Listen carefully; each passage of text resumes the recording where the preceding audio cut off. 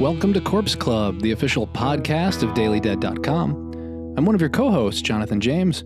I'm joined today by Bryan Christopher, Derek Anderson, Tamika Jones, and Scott Drebit. In today's episode, we will be discussing a number of topics, including Resident Evil Village and Spontaneous. But before we get there, I did want to mention, make sure to head over to DailyDead.com. We always have excellent features from our team of writers, guest writers, and, I do want to do a better job of calling some of these things out. I know we talked about Indie Horror Month as well last episode, but, there are great features every single week, so do make sure to head to DailyDead.com. This week in particular, I did want to call out that Heather has her early reviews for Spiral and Army of the Dead, but we will call out other columns, whether it be Bryan's or Scott's, special features that we have coming down the line, and other things like that. So like I said, make sure to head there and catch up on some of our written content if you love Corpse Club as well. So anyway, we are going to focus a good bit of this episode talking about Resident Evil Village, because if you're not playing it, I know some of my co-hosts are not, and that's okay, but you should be. You should be playing Resident Evil Village. I know that, I think kind of like the movies, the games, they did get a bad rap for a little bit. And, I want to say that maybe 10 years ago, and maybe even a little bit before, but, we started seeing, I'd say about 20 years ago, we started seeing some really good survival horror games. And that was a legitimate genre by itself. And then maybe 10 years ago, we saw some of the larger studios saying, hey, or publishers saying, hey, we're only getting 1 million sales or 2 million sales. But if we make the game more appealing to everybody, we could make a lot more money. And so, I think one of the big examples of that was seeing Dead Space, which is excellent survival horror series for the first game and the second one. And, then when you go to the third one, it was like, well, let's make it more action oriented. Let's make co-op. Let's put microtransactions. And we saw we saw survival horror games start to die out for a little bit. And we also saw Resident Evil kind of go that way. So when you see Resident Evil 5 and Resident Evil 6 especially, they take a more action-oriented route. They make it more accessible to everyone. And by doing that, you also kind of remove what made it so special to begin with. Of course, there are fans of those Resident Evil installments. There are great things in all Resident Evil games. But I was really impressed.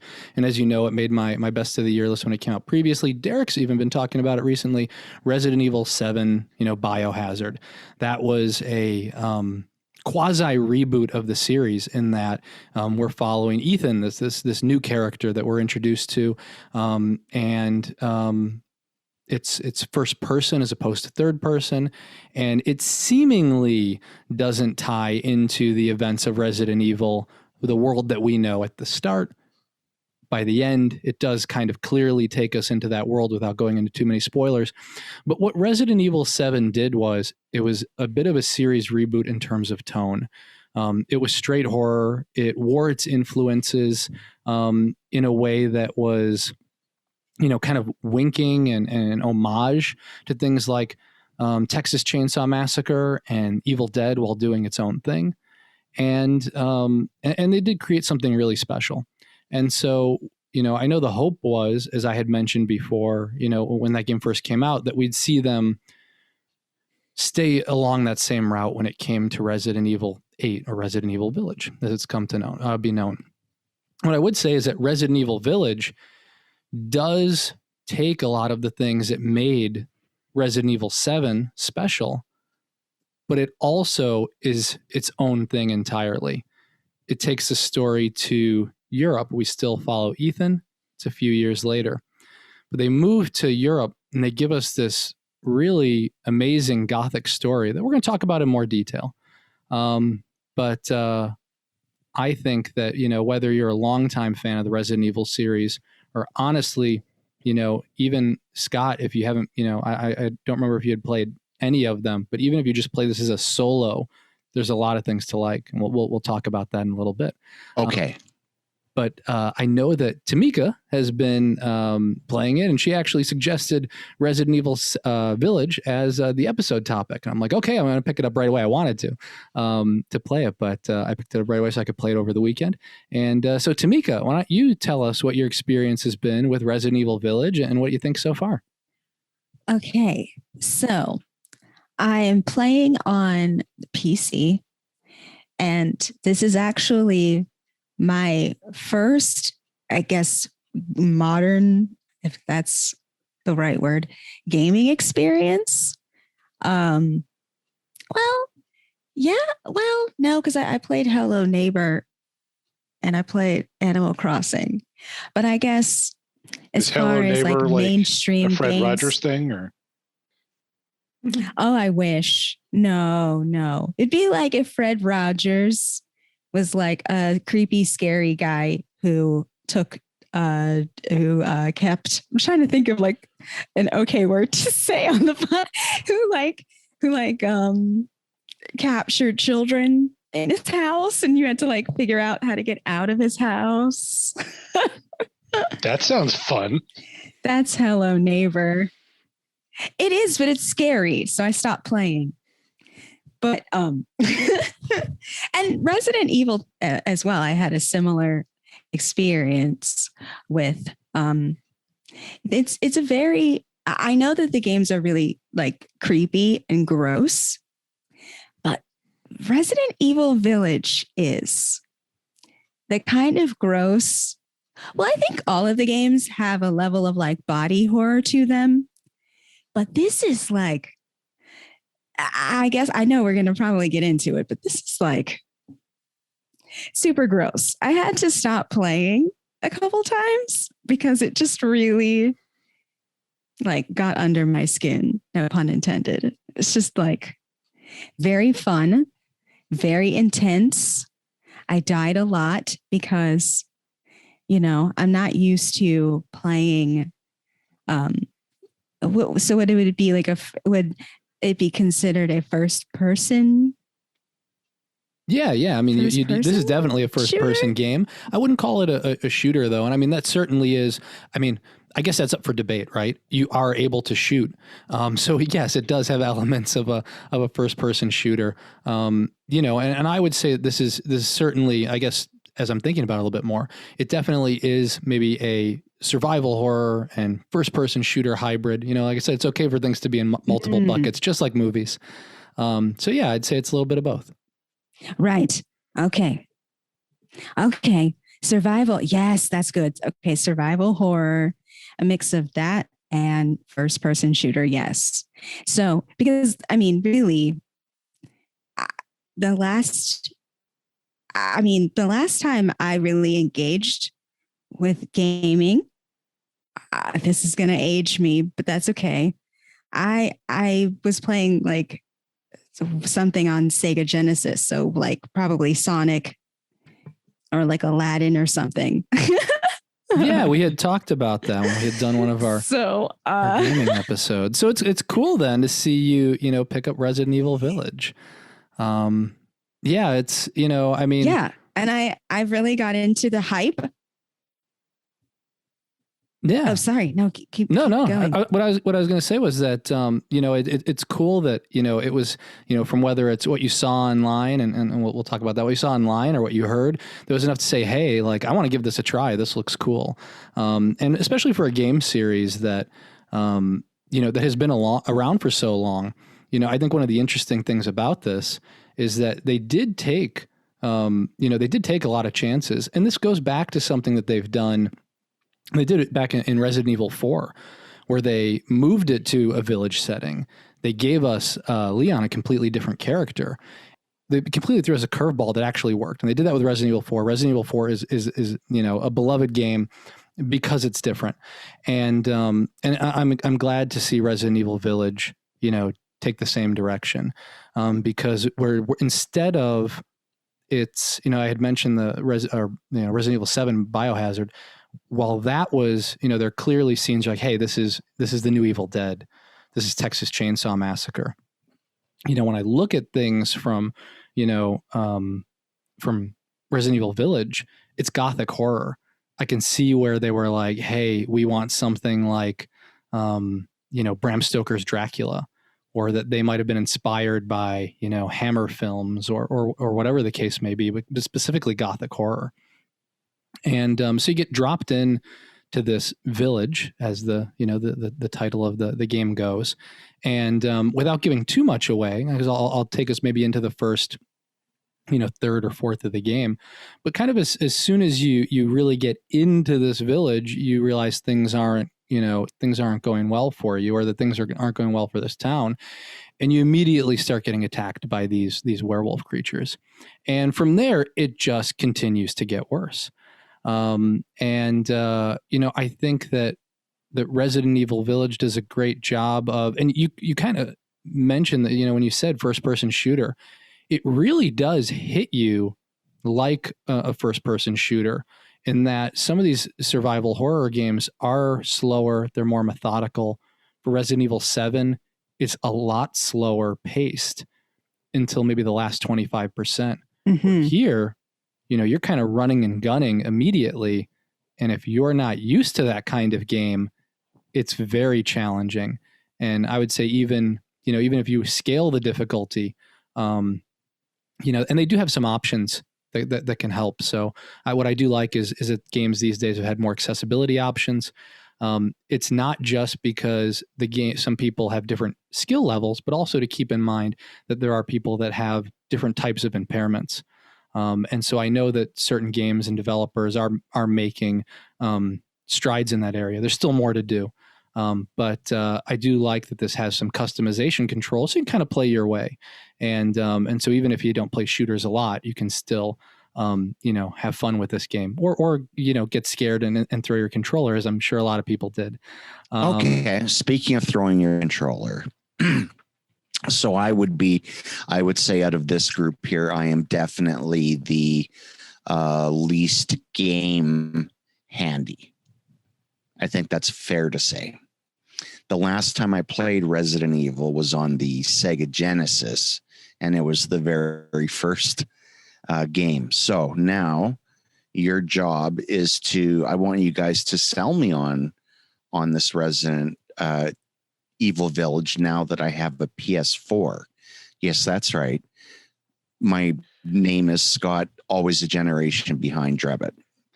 Hey, well, you can play. I for one would love to know where you found a copy of Resident Evil on Sega Genesis, because my understanding is that didn't start till PlayStation. Or am I way off on that?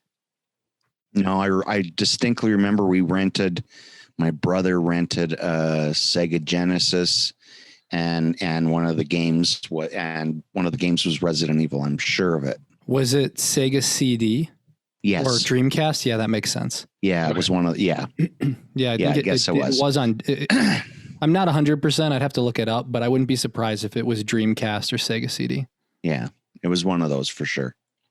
So now I need you guys to bring me kicking and screaming into the modern age of Resident Evil. I can do this. So, what I would say is that, for you, Scott, this is probably like, in terms of video games anyway, this is like a modern Hammer movie. This is told in a cinematic style and in such a way that just takes your breath away. That even if you've played games recently, I still, looking at the world that they've built, being able to, look at the landscape, like it's beautiful. Like they have created this living, breathing world. And it's, like I said, even though we're talking about the shooter elements or the fact that there is shooting, it's not as much about the gameplay. It's really about the tension they build. And it's specifically in certain scenes where you can see them applying the same techniques that a master, director would apply. And they are applying it to these games so that they can fill you with this sense of dread and put you there. I think just for, and we've seen, obviously, one of the biggest parts of the game is, in terms of the promotion of it, was Lady, let me get her name. Lady Dimitris is how you say her name. And she's a 9'6" vampire, as we know. And even if you haven't played the game, like I said, at this point, she's all over the internet. So, and Lady Dimitris is interesting. And it's something else that, I'd be curious to hear about your experience with her, Tamika, in a minute. But they have her in this castle that is like Dracula's castle, and also mixed with like what we know of like the castle from Castlevania. It's a labyrinth. So you are in this beautifully built castle that's meticulously created to confuse you as you walk through it. But you also, and so you want to get out as quickly as you can because you don't want Lady Dimitris to kill you. At the same time, you never want to leave it because it is so beautifully created. Every single room has something interesting in it. Every single room has been designed in a way that there are little hints and little tricks and little clues that give you more insight into the game, into this world. So they've really taken, and some people were like, hey, this game's too short. But instead of making and stretching out a game that's 10 hours and stretching it out to 40, which some games do, what they've done is they've given you a really, really, really tight 8 to 12 hour game, and you don't want to leave this world. And so I think this is one of the better examples of survival horror games, and you don't need to have played the other ones to get into it. That was quite the sell. And he kind of incidentally sold me on the 8 to 10 hours because I do get, I'm someone who can get put off by it becomes tedious for me when a game is drawn out to too much playtime for no reason other than like they figure more is better.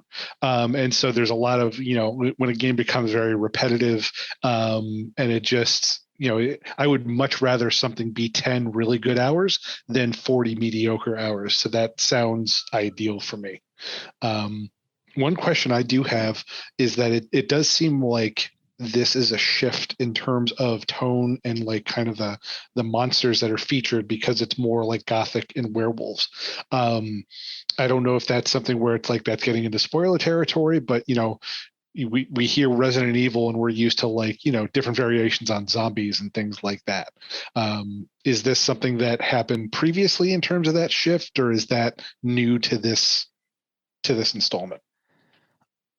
I would say this installment probably takes it further away. We'll say, while it does get to some familiar territory, it probably takes us further away than many of the other games. But this isn't so completely out of left field that it feels like it's not the same game world. And the reason is because even though you have your basic zombies, you all always did have like the lurkers, the ones that crawl on four legs and have the brain and the long tongue. But then even in Resident Evil 4, there were more slasher type characters. There are these big Hulk monsters that we'll see in some of the other games. And so there are like these concepts of more like these heavies. And so because it spins out into then, the body horror too that Tamika mentioned, really like Resident Evil, even though we think of it as zombies because it was so much a part of the movies and the original games, it can kind of move into anything. And I think, like I said, we see it move a little bit more into the gothic world and less from that like corporate like engineering or bioengineering. But I don't think this feels out of place. Quick question, if I may. Yeah. If there, you said this has more of a gothic feel, correct, as opposed to the for sure ones leaning into zombies, etc. Do you think that is intentional with the intent, with of course ghosts and the supernatural being quite popular in other horror fields? If this is their way to test the waters to see if they can go back to live action with this scenario? I mean, I think that's an excellent question. And I mean, I hope to God so, to be honest. I mean, I think that these are some of the best characters and character designs that they've created. It's not just Lady Dimitrescu. It's the rest of this family that you'll be introduced to. And there's some really excellent characters that they've built up.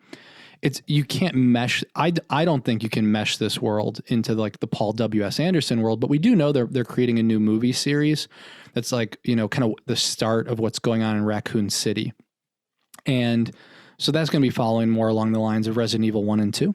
And I think they're going to stick with that for a little bit, but then maybe when we get the next set of movies, maybe it's going to follow Ethan, and maybe we'll get like a Resident Evil, Biohazard, which is Resident Evil 7 and Resident Evil Village. So, I mean, I do hope they have movies go in this direction. It would be, honestly, it would be such a waste for them not to. They'd lose money not to. I think there's too much love for these characters already, and the game just came out. Yeah, that would be really cool, especially because I feel like I'm someone who loves the Paul W.S. Anderson Resident Evil movies too. And I think it'd be nice to do something a little more, I guess, a different direction, kind of like Biohazard, but for the movies as well. So I'm really curious to see the TV series that's coming out, and then the movie that's coming out. It feels like, and then we have the new video game, and then I know we'll get some like DLC content. So it feels like it's pretty much the best time ever to be a Resident Evil fan, because whether you like, there's kind of something for everybody right now. And I'm just really excited to see where they go with it.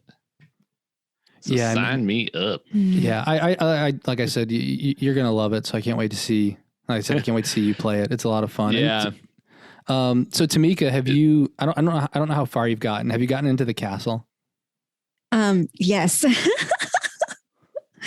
So do you have Lady Dimitrescu you get still so following hyped you? Because it's funny because I got to play a little bit earlier today.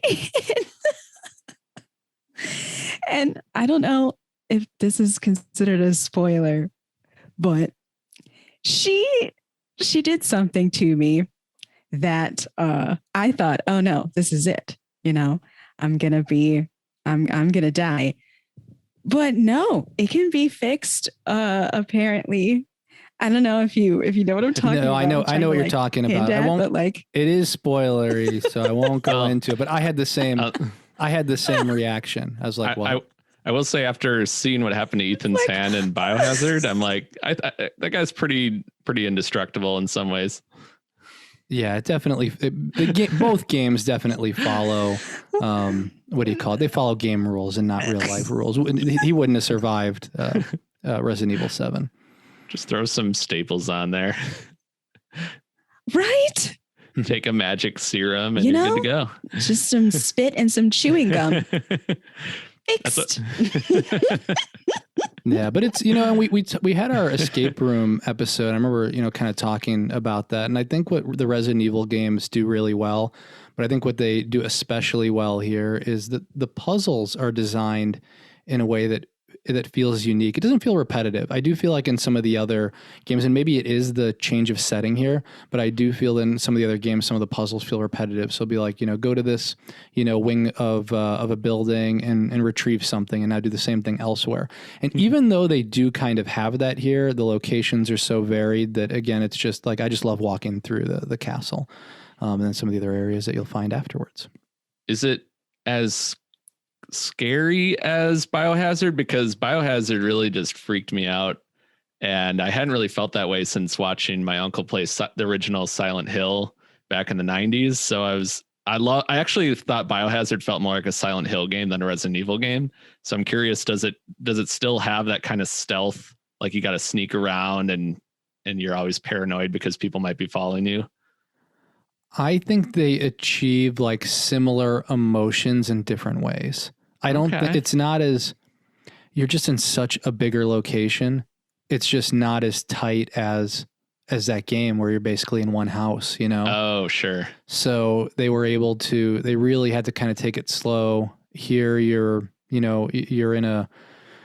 it basically starts in this village and then you go in the castle. So you're kind of just, you're running and gunning. So I do understand people who say that it's more action oriented, and I don't think it's more action oriented. I just feel like it's more open.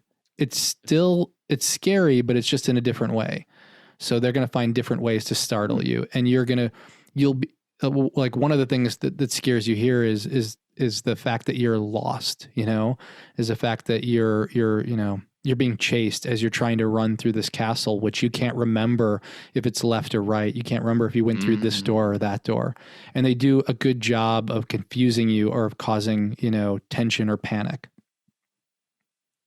That sounds cool. Yeah. Immersive. Yes. Yeah. And I mean, because she's this tall vampire lady, you know what I mean? So you're like, oh my God. I also like how you have to you can't always see what's behind you, right? So that you're being chased, and but you have to quickly turn around, in order. And sometimes when you turn around, they're right up on you. You're like, oh my God, this is it. This is it. I'm going to have to. Yeah. And it's a great, I mean, the audio. And please spare me. Yeah, the sound design is so great because you will hear those footsteps, and they're purposely designed so that you're not sure exactly where they're coming from. And so the sound design here is really important. Or you'll hear a noise above your head, and it might be a werewolf on the roof, but then there's also one at the door. So they do a great job of setting up scares like that. Yeah, I'm sold. I mean, I was sold a long time ago, but yes, please. Yeah. So it's a lot of fun. And of course, I know there's still people who are playing through it. There's still people who haven't, who haven't picked it up. So we'll avoid, going into too many of the spoilers. Like I said, I wanted to cover, but what basically is I'd consider about 25% of the game. But then of course it opens up, like I said, without being too long. I do feel like, and I guess I think one of the worst sins that a survival horror game can make is going too long, right? It's like a horror movie that's 2 hours when it should have been 90 minutes. And it's if you have me scared and tense and I don't want to turn the corner, see if you can maintain that. And they definitely do here. So yes, this is a good one. I mean, I've been waiting for this one for a while. I'm happy to report that it doesn't disappoint. And we'll check back in when some of our other corpse clubbers have a chance to play it, see how it goes. And of course there's going to be some DLC as well, I'm sure. But yeah, there's like you were saying, Derek, it's a good time to be a Resident Evil fan because we have a new movie. We have there's a CG TV show coming out, and then we had the game, and then they are going to do some additional games, I believe. Don't quote me on this. So we'll say it's a rumor that they're remastering 4, and 4 is the one that goes in really different directions. So as excited as I was for the Resident Evil 2 remaster, I actually I'm looking forward to 4. So so I think we're going to get some of that too. So yeah. So we had a couple other things that we wanted to catch up on, as we always do. It's about on our episodes following up with what we're doing in quarantine, or in lockdown. And, I guess I do want to take a moment for a bit of a PSA, but just so that I'm not saving it for the end of the episode, like I said, we are in the middle of lockdown. I do want to, say that, we wish the best for our listeners, for our listeners and their families, that everyone's healthy, that everyone stays safe. While numbers are going down, in the United States, doesn't mean that they're not going down everywhere. They're going up in certain countries, and we know we have listeners around the globe. So just please stay safe out there. If you have the ability to sign up for a vaccine, please take the opportunity. If you have, if you're not qualified yet, but your parents or your grandparents or your relatives or your friends qualify, do make sure that they're aware and like I said, and try to keep them safe and healthy as well. we talk about all this stuff because these are the things that, that keep us entertained, throughout all the crazy stuff that's also going on through our lives. And so we hope we're a source of entertainment for you and can give you some suggestions on things that you can watch and play. But also, like I said, we want to make sure that, like I said, that all of our listeners are staying safe and healthy. So, like I said, so we are thinking of you. Like I said, from there, we're gonna move on. We're gonna talk about what some of the other Corpse Club team has been doing, and I know that I believe Scott and I believe Derek have seen Spontaneous. So I believe that was the next thing that we were going to be talking about. I haven't seen it, so I'm curious to hear what you guys thought. And you know what? I would love to espouse the virtues of this hilarious movie. Yeah, you could do hilarious with a question mark. But I'm going to let Derek take the spotlight on this one. You go ahead, Derek. Is this Scott's way of saying he never got around to seeing it? Listen. Wednesdays is dusting and vacuuming days. Okay. That's why they call it drive-in dust offs. Right. Thank you. And I never got around to it. And it was writing, and I'm sorry, Derek. Hey, it's all good. It's all good. I know I've got a laundry list of movies to catch up on myself. So I'm happy to take this one on, and I'm happy I watched it. It's been out. I believe it came out in October. So it came out on VOD. It's also available on DVD. Obviously with COVID and everything, it didn't get a theatrical release, but I think it was the perfect movie to watch during the pandemic. It's almost too real in some ways, but it just really fits in well with what a lot of people are going through, particularly people in high school right now with lockdown and everything like that. But it's directed and written by Brian Duffield, who's really exploded on the scene recently. His writing credits include like The Babysitter, and he worked on Underwater, and he worked on Love and Monsters. So he's had just a heck of a last couple of years here, and based on the book of the same name by Aaron Starmer. And if you're not familiar with the movie, the basic setup is that this high school senior class just kind of randomly starts exploding, spontaneously exploding, not combusting, but just exploding, which is horrible enough.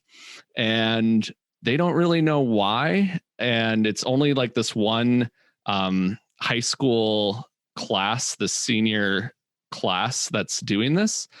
So basically they get quarantined, they get tested, and the whole movie is them kind of trying to come to terms with the fact that their friends just kind of randomly explode, and there's really no rhyme or reason to it.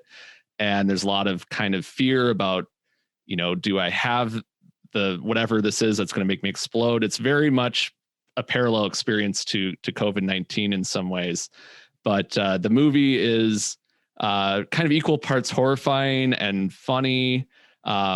Duffield makes sure that it never loses its sense of humor, but at the same time, it is legitimately very frightening. And there's scenes that might be reminiscent of, like school shootings, because there's just the panic that they capture on camera is really palpable. And it's hard to watch at times. And I give credit to Duffield for pulling that off while still making it this endearing coming of age story. And Catherine Langford and Charlie Plummer are kind of the two leads in it, and they do a tremendous job. They are just really, really good together. And Catherine was in Knives Out, and loves Simon, and so she's really an up and comer. And it's a lot of fun. But it's I'd almost say if you don't want something that's a little too real right now, you might want to wait until a particularly sunny day to watch it, but definitely would recommend it. I couldn't agree with you more, Derek. I was thinking of a different Spontaneous that I hadn't seen. This one, of course, I did watch, and everything you said was just spot on. Oh, nice. Were you thinking of Spontaneous Combustion from Tobe Hooper? Sure. Liar, There you liar. And Derek, I mean, the exact reason, you mentioned it definitely sounded like it was a heavy movie, although enjoyable. And so this was one of the movies that I think this was one of the, how we talked last time about how some movies like are marked comedy, but maybe are a little heavier, and that they, that sometimes it's not just in the comedy bucket that, we usually think of. So this is one of the movies that I've held back on because I'm like, I don't think Christy's going to want to see this right now.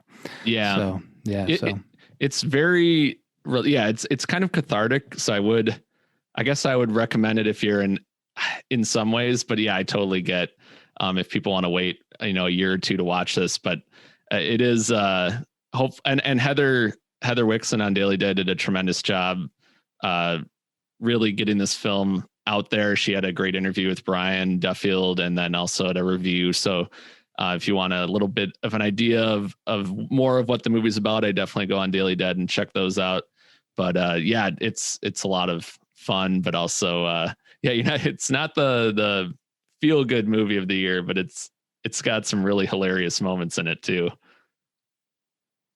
Yeah, I definitely have to catch up on that one. It's on my list. There's a few that I haven't seen yet. I also haven't seen Relic yet. And then thing was I wasn't in, like, Christy was sleeping and I was like, I didn't have a great day. And I'm like, maybe I should watch Relic. And I'm like, no, that's a bad idea. You watched the Monster Club instead. I don't think I watched anything, to be honest, or maybe I did. I didn't put on Monster Club, but I might have put on something else. So, but yeah, there's that one in The Dark and the Wicked. So there's a couple heavier movies that have been keep passing over that one too, The Dark and the Wicked. Yeah, just like. I don't know if I need a little Bertino in my life right now. Yeah. But for those no of you, offense to him. Yeah. I would say, for those of you who have seen it, we've talked about this on other episodes. For some people, these movies do provide comfort. For some people, these movies are entertaining people. And that's fine. I'm not passing judgment at all. For other people, like I said, it's been a little difficult to get into certain types of horror movies, and that's totally understandable as well. And I do have a list of those that have been stacking up a little bit that I'll be working my way through at some point. Well, they're not going anywhere, so they're unless we do pick between two movies again, which we have to do. Soon. No. Then The Dark and the Wicked or Relic. Yeah, then who knows? Okay. And then, Brian, I know that you saw two movies that you want to talk about, and I'm not going to steal any of your thunder. I'm just going to have you just do it. Got it. Yeah, I've actually went on a little international trip. Not really new stuff, although I'll take a kind of a bit of a divergence for the third one. But I saw two movies from Álex de la Iglesia were put onto Shudder, and I had been reading a little bit about them beforehand, so it kind of coincided nicely. I had never seen any of his stuff before, and so I took the opportunity to check out 1995's Day of the Beast and 1997's Perdita Durango, also known as Dance with the Devil. I'll start off with Day of the Beast first because that one came out first. So this one, I think this is good too, because I think you're going to get one of each in terms of movies for the folks who want kind of like the little bit more fun, kind of rompy horror movies, versus the second one is a little bit heavier, although it does. Like, I wouldn't say it's bleak, but we'll get to that in a little bit. But so Day of the Beast is. The premise is there's this priest that has figured out, he cracked a code basically in one of the books of the Bible and found out that today, or the day in the movie, which is like Christmas Eve, is going to be the day when the Antichrist is born. And when the Antichrist is born, it's basically the beginning of the end for everybody.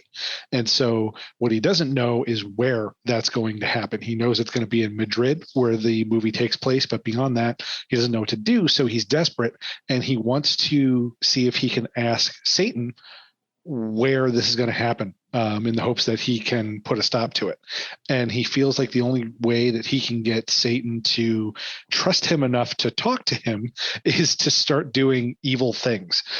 So it's a movie that kind of kicks off with like priest gone bad, and just this montage of things like he pushes a mime into a subway tunnel. He is giving the last rites to a guy who's just in a bad car accident, and he steals his wallet and tells him he's going to hell. So you get very quickly kind of what the flavor of this movie is. And I think it's fun because it's a movie that plays like an old-fashioned madcap comedy, but there's like Satan and gore and stuff like that in it. It turns into kind of this little like trio of misadventurers. There's the priest. There is a guy whose name is Kavan, who's kind of like this. How would you describe him? He's this television mystic who he's kind of full of crap, but he's one of those kinds of guys who says he has like the way to like he can tell the future and things like that.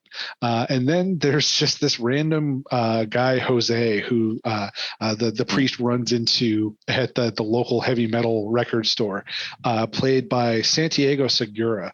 If you don't know the name, you've probably seen him in small parts in like various Guillermo del Toro movies, like Blade 2. He plays Rush, who's kind of like that first vampire that Blade is given a hard time and kind of comes back around at the end as a framing device. But he's really good in this. He's just kind of like this chubby, long-haired, sweaty, just oaf of a human being, whose only kind of redeeming feature is that he's very loyal. So once he starts hanging out with the priest, he's kind of willing to do everything. So it just kind of turns into these three guys trying to figure out how to put a stop to the Antichrist. And it's a lot of fun. I think it's probably maybe a few minutes longer than it needs to be. But I do like, it's just got some very funky sensibilities. It's somehow both like twisted and quaint at the same time. The resolution is pretty interesting, kind of what happens to our main characters. I thought it was a lot of fun. I had a good time with it. Now, this one I have seen for real. And actually, and I 100% agree with you. This was actually the second film of his I've seen. The first one I saw came out a few years ago, Witching and Bitching, which did make the festival circuit. I know it played on Shudder for a while, etc.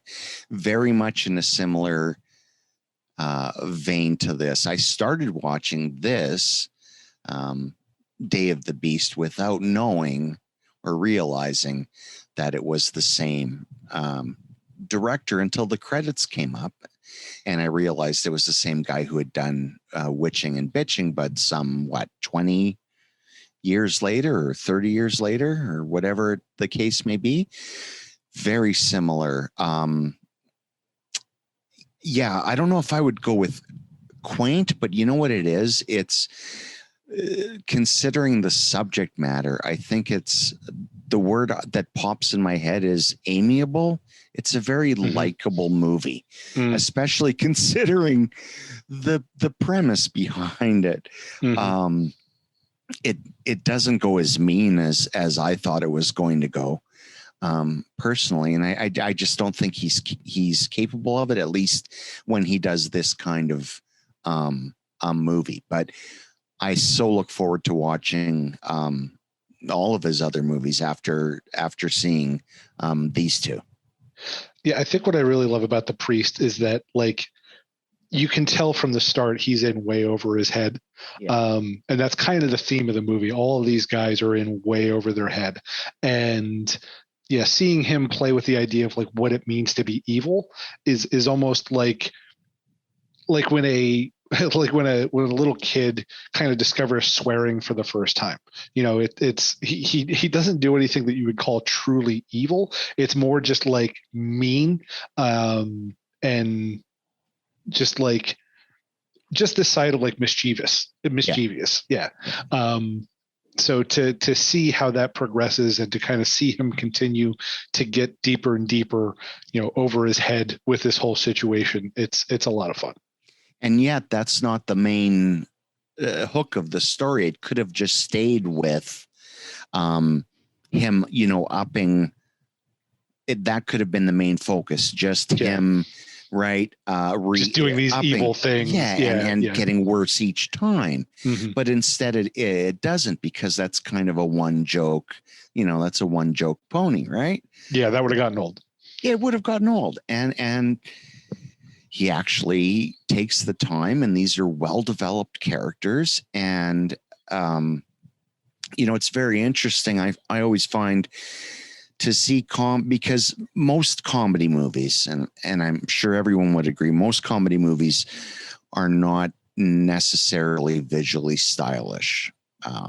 The jokes are put on the screen, whether it's visual or whether it's a verbal gag, right? But his movies are super stylish, and this one is essentially a comedy, I think. And to watch, it's such a joy to watch a comedy that has so much visual flair to it, And I think, especially considering that it's clearly not a movie that has a huge budget, but they take some big swings, like you said, in terms of the visuals, in terms of the places that they go. And it's done in ways that, like, it looks cheap, but not cheap in a bad way. Like they have endearing. Yeah. And they have like a lot of these exterior visuals that is clearly done on, some kind of like green or, back then, I don't know, blue screen or whatever, but it 100% works in the vibe that it's going for. Yeah, totally. Great filmmaker. Yeah. No, great stuff. Anybody else seen this one? I have not, so I need to add that to that laundry list of movies to watch, but I really want to. There's so much good stuff right now coming out there that I need to watch, because where else am I going to watch this stuff? Shudder, apparently. Right. Or Tubi, maybe in some cases Tubi. But no, Shudder. What was the one, was it Don't Panic, the one we had talked about in the last episode? I really want to watch that one too. Yeah, the PJs movie. Right. That's on Shudder. Yeah. Okay. And also Vinegar Syndrome. Yes. But they're sold out of pajamas. I already checked. So that was a tie-in. Yeah, wow. They might bring them back, though. We'll see. I'll keep my eyes peeled on that one. Let's throw it out to the galaxy. We need dinosaur pajamas from the people. Want to see Bryan Christopher in dinosaur pajamas. There are dozens of us that want these. Make it happen. Or two of us who will buy dozens of them. Yes, either same difference. Hey, they sold out, so somebody was buying. Exactly. Yeah. They had no sizes left. People smarter than us, apparently. All right. So I think that will take us over to Perdita Durango, which is, for me, a movie that overall I enjoyed even more than Day of the Beast. I do think there are some problematic elements to it that may kind of hinder some people's enjoyment of it. But some of the basics, it stars Rosie Perez and Javier Bardem. So that right there is, you're getting at least an additional star for that alone. And they play kind of this Bonnie and Clyde meets like Santeria sacrifice rituals couple on the road. We kind of kick off with them crossing paths. They very quickly kind of become enamored with each other, and they go on this spree with there's a lot of different stuff, a lot of different balls in the air with this. They kidnap a couple of college students. They are supposed to be running a truck full of I think it's like black market fetuses that are going to be used for like a cosmetics company. Javier Bardem's character he's kind of in deep with a loan shark. So there's just a lot of stuff in the air, but really at the core of it, is this relationship between Perdita, played by Rosie Perez, and Romeo, played by Javier Bardem. And they're just kind of like, the chemistry between them is amazing. It's kind of like that. It's that classic, like, passionate, but also really toxic relationship. Javier Bardem is, I don't think this man has ever been cast in a movie where they didn't give him a ridiculous haircut. In this case, they give him kind of like the Courtney Cox Scream 3 bangs, but like to the extreme, where he's got like bangs, the side of his head is shaved, and then he's got long hair in the back. It's like, I don't know if this is just, if people see him and go, we can't put normal hair on him, but this is probably top 3 in terms of the ridiculous hairstyles that he's had.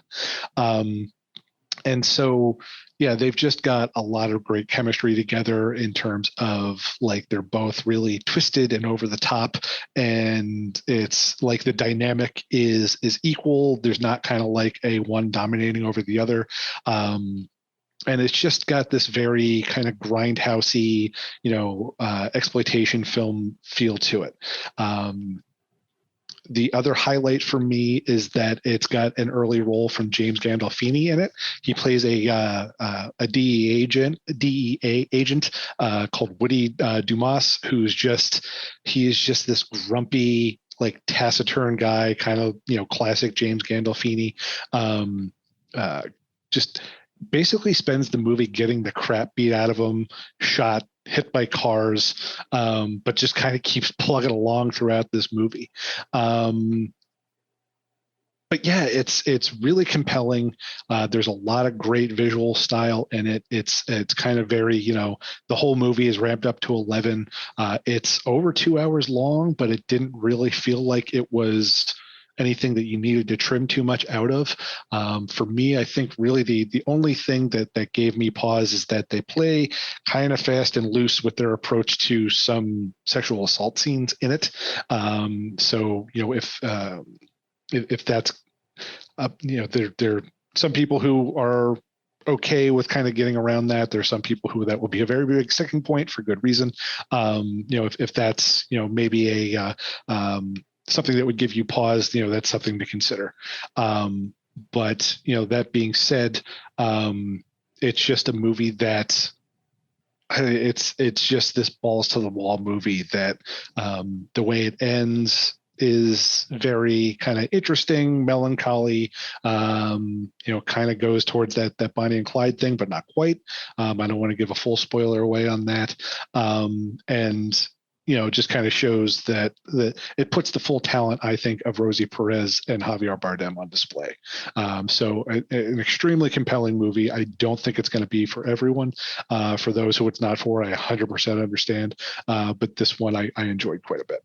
Does he handle violence the same way? I don't mean like morally or anything like that. I just mean like aesthetically, visually. Even though it's a more serious movie, it's definitely, I would say, as over the top and kind of like, it's kind of, charged violence, I guess is a way to say it. But yeah, instead of here being played for laughs, it's played for thrills, I think. And it's also one of those movies where, I saw one of the comments say, I'm not sure why this is on Shudder, because they didn't really think it was a horror movie. I could see the argument that this is kind of more of like a road thriller kind of a thing. But I think there's kind of some sacrificial elements to it, some ritual elements to it that I think give it just that kind of enough of that hint of those horrific elements that I would still categorize it as horror. And even if you don't, I think you'll still enjoy it, even though if you don't strictly think it's horror. But I do think you have, to answer your question, Scott, I think there are some similarities in the way he kind of has that over the top violence, but here it's not played for as punchline gags, right, as much as it was in Day of the Beast. Gotcha. All right, cool. Yeah, kind of sounds like a Natural Born Killers vibe to it. Yes. And that actually, the other thing I was thinking too is in terms of the vibe, I think Rob Zombie he had to have seen this and maybe had it in the back of his mind when he was making Devil's Rejects, because I was definitely getting some similar vibes on that. Nice. Yeah, I need to. And both of these are the Shudder double feature right here. Yep. They're giving us 2 barrels of Álex de la Iglesia. Also, you get a couple of you get an early role for Damien Bashir. He's in it as he's in there, and Screamin' Jay Hawkins has a role in it. He's also on the soundtrack. This is an amazing cast. And then on top, like I said, you got any early Gandolfini. I'm always like fascinated to see what he was doing around, pre Sopranos. So that's really interesting. Mm-hmm, definitely. Wow, what a cast. And then Javier Bardem and Rosie Perez as a couple. Mm-hmm. And it's everything you would want it to be. Okay. I don't know what I want that to be. I hadn't thought about it. Even if you don't know what you want it to be, it will still be everything. Yeah, that's what he's saying. Everything that we think it could be, anything we possibly could come up with, it is. Wow, that's quite the recommendation. Yeah. I do want to give just kind of one, at least like a quick honorable mention or just a quick shout out to, we've been in Spain. We did a Spanish production by way of Mexico and the US. I now want to take a quick trip down to Brazil for a movie that played as part of Brazil's Fantastic Festival this year. It's called Cemetery of the Lost Souls. It's from writer-director Rodrigo, and I'm going to butcher this, I apologize, Agaragao or Agarajao. I'm not sure exactly the pronunciation for that, but it's a movie that it has 2 kind of dual plot threads that come together. One is in colonial Brazil, where this Jesuit steals the Book of Cyprian, kind of this occult book that he leverages for his own gain. Kind of rabbles around this crew of sailors and pulls from the dark kind of mystic elements of the book to kind of start this reign of terror in colonial Brazil until they are cursed to be stuck in this one graveyard, where decades later this traveling theater troupe winds up. And things, you kind of learn as you go along the backstory of this group, the Jesuit and his kind of sailor group, how they're connected to this traveling theater group that gets there a few decades later. It's kind of one of those things where it's not as much about the narrative as it is about Aragaggio Ao is his background is in like makeup effects, and he actually also had his own kind of traveling horror themed theater group that would go from town to town, similar to but more current than the group in the movie. But you can tell it's all about kind of setting up these funky set pieces and being able to show off some really cool kind of production design, and also really lean into the gore and the makeup effects. All the practical effects are really, really good. And I think even the CGI stuff that doesn't necessarily hold up quite as well because of the budget, you can still see where they're going and it's still entertaining. And it's, I don't think it's a perfect movie by any means, but I think it's a lot. I had a lot of fun with it. I think it's one of those movies where you just kind of enjoy the ride for the individual scenes and not necessarily as much for the narrative throughput. Because I don't think that's necessarily what they were going for. I think they were just going for just kind of like a sit back and enjoy this for a little while kind of a vibe. And I think they do accomplish that pretty well. Make it a triple feature. I will say that one might be a little harder to find because that one was still kind of in the festival circuit. So I don't know if that's got distribution anywhere. But keep an eye out for it. If you do see it available, I would highly recommend giving it a shot. Yeah, Nice. no, the first I heard of it was just the other day with Brian's excellent review on it. For Cinepugs. there you go. Nice. So give that a read if you so choose. Do it. Do it. That was a Being really polite, good layup, just do Scotty. it. Do it now. I'm so proud of you, Scotty. That was a good layup. Thanks, Tim. Hmm. So that's what I got. We should have a Brian's International Corner every episode. And Yeah. why is that funny? Yeah, I don't know. Yeah, you just got to keep watching them. Maybe the Yeah. only reason why you're laughing is because That's now why you I'm have- laughing because Yep. now I'm on the hook. I don't, Yeah, right. That's don't right. care for that, Scott. Now Yeah, we took the Brian's joy out of it. International Corner. Every episode on Corpse Club, you can expect it. Yeah. 3 movies every week. He'll Yeah. be Wow. back. Because what you really want to get kind of that full international flavor is reviews or a spotlight from the white dude from New Jersey.